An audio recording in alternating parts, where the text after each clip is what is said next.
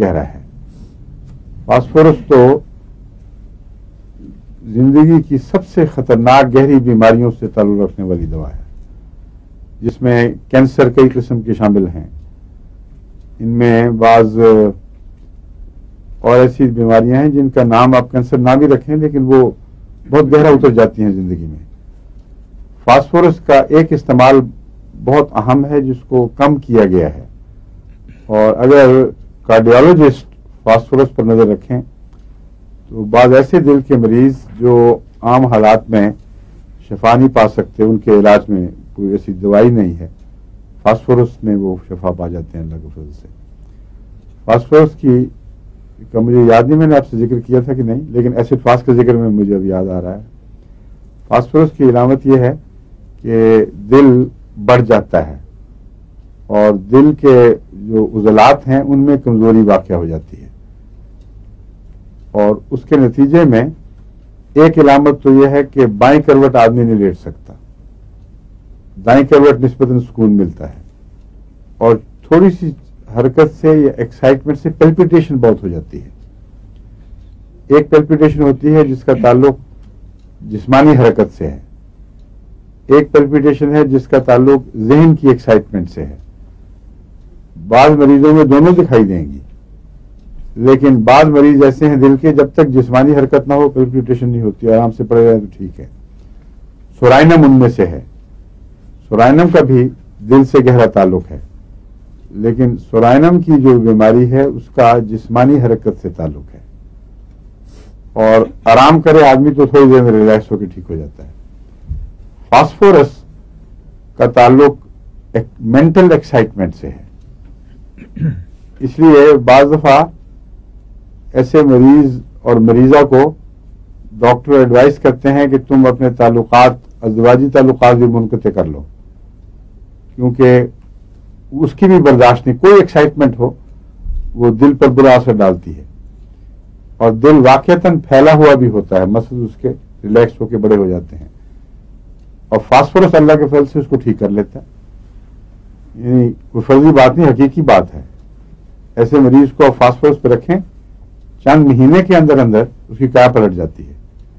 تو فاسفورس ایک ایسی دوا ہے جس کو مختلف کی گہری بیماریوں میں پیش نظر رکھنا چاہیے، مگر اگر اس کی پہچان جلدی ہو جائے تو بہت سی مصیبتوں سے نجات ملتی ہے. فاسفورس کا ایک کیس ہے جس کا نزلے سے اور لنگس سے تعلق ہے. ایک ایسا مریض جس کو کسی دوسری دوا سے فائدہ نہیں ہوتا تھا دمے میں، فاسفورس سے اللہ کے فضل سے اس کو غیر معمولی شفا ہوگی. بعد میں اگر ہوئے حملے تو بہت کم، لیکن کار پلٹ گئی اس کی. اس کی خاص علامتیں یہ ہیں کہ فاسفورس میں نزلہ ایک تو نسبتاً زیادہ لمبا چلتا ہے، مگر پتلا پانی گرتا ہے، کبھی خشک کبھی پتلا پانی، کبھی خشک کبھی پتلا پانی، اور چھاتی کے اوپر بیٹھتا ہے. یہ پھر ہر وہ نزلہ جو چھاتی پر بیٹھے وہ ضروری نہیں کہ فاسفورس ہو، لیکن فاسفورس اس کے گاہکوں میں سے ایک نمایاں گاہک ہے، اس کو نظر انداز نہیں کرنا چاہیے. چھاتی کنجسٹ کرتی ہے، اور اس کے بعد اگر دمے کے حملے شروع ہو جائیں تو فاسفورس مستقل علاج کے طور پر بھی مفید ہے، اور ایسے مریض کو نزلہ ہوتے ہی پہلی خوراک فاسفورس کی کھانی چاہیے، اور اللہ کے فضل سے پھر وہ ایبارٹ ہو جاتا ہے، وہ آگے نہیں بڑھتا. تو دموی کیفیات میں بھی فاسفورس بہت مفید ہے، اور یہی دوا سلک میں بھی بہت مفید ہے، لیکن ابتدائی سٹیجز پر 30 یا 200 سے اوپر نہیں جانا چاہیے اس میں، کیونکہ فاسفورس بہت ہی طاقتور دوا ہے. اگر سلک کا مریض زیادہ اونچا ہو چکا ہو، اپنی بیماری میں آگے بڑھ گیا ہو، اس کو آپ فاسفورس دے دیں اور واقعتاً وہ فاسفورس کا کیس ہو، تو اگر تو 30 میں دیا ہے یا 200 تک بھی برداشت ہو سکتا ہے. علامتیں ظاہر ہوں گی کہ تھوڑا سا رد عمل، پھر آرام، رفتہ رفتہ وہ آرام کی طرف چل پڑے گا. لیکن اگر وہ مرض بڑھ چکا ہو اور آخری علامتیں ظاہر ہو رہی ہوں بیماری کی. مثلا روزانہ شام کو بخار چڑھ رہا ہے, رات 12-1 بجے تک وہ زور مارتا ہے, پھر رفتہ رفتہ بار بار کے ٹھنڈے پسینوں سے صبح کے وقت ٹوٹتا تو ہے لیکن پورا ٹوٹتا بھی نہیں, یعنی انٹرمیٹنٹ نہیں ہوتا بلکہ ریمیٹنٹ بن جاتا ہے, نیچے آیا پھر اوپر چلا گیا.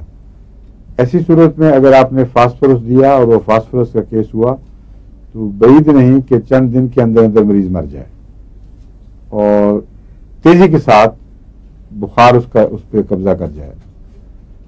لیکن اگر بخار ایسا ہو جب پتہ لگ چکا ہو کہ مریض ہاتھ سے نکل گیا ہے اور محض عذاب میں مبتلا ہے, تو فاسفورس کی ایک اونچی طاقت ویسے ہی کام کرتی ہے جیسے بعض امراض میں آرسنک کام کرتی ہے, اور مریض کی زندگی تو نہیں بچ سکتی مگر بہت بہتر حال میں جان دیتا ہے. ورنہ سیل کے آخری جو گھنٹے ہوتے ہیں بڑی تکلیف دہ ہوتے ہیں.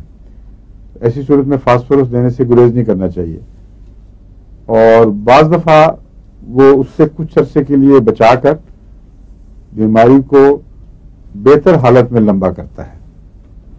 ایک تو ہے بیماری کو لمبا کر کے گھسیٹنا مردہ, وہ اس کے لیے تو کوئی جواز نہیں ہے. ایک یہ بیماری نرم پڑ جائے اور زندگی آسان ہو جائے اور پھر کچھ دن اور مل جائیں, اس کا کوئی حرج نہیں. ایسی صورت میں فاسفورس اونچی طاقت دینا مناسب ہے, لیکن احتیاط بہرحال لازم ہے. فاسفورس 30 طاقت سے شروع کرنی چاہیے, 200 طاقت کے اندر اندر آپ تجربے کر لیں.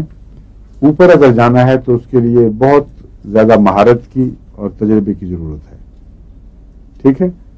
لیکن اگر لنگس کی بیماری نہ ہو خطرناک, تو کینسر میں بعض دفعہ فاسفورس اونچا دینا لازمی ہے اور اس سے کوئی خطرہ نہیں ہے.